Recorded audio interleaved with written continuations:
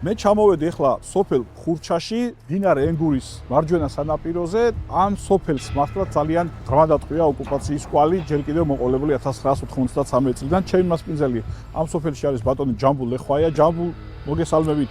როგორ ძანდებით, როგორ გიკითხოთ? ბატონო ჯამბულ, აი ეს ხიდი არის, რომელიც აფხაზეთის ადმინისტრაციულ საზღვარს ყოფს, ხო, ესე იგი?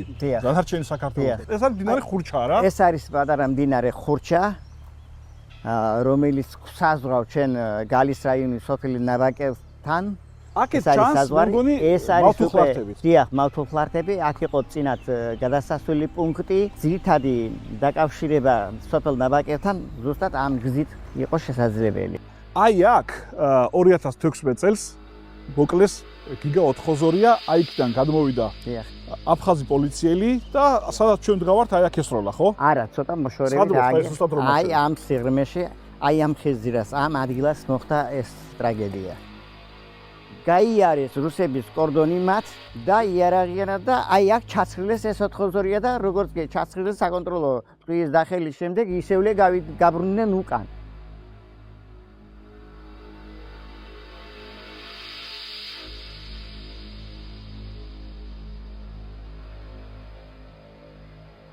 აი ეს მომხდა რაღაც წუთების განმავლობაში და აქ იმ შემთხვევაში იყო მოსახლეობის გარკვეული რაოდენობა, როგორც იქითა გადამსვლელი, ისევე აქითა შემოსვლელების და აი აზრზე ვერ მოვიდა ეს ხალხი, ისე უცბად მოხდა ეს ყველაფერი.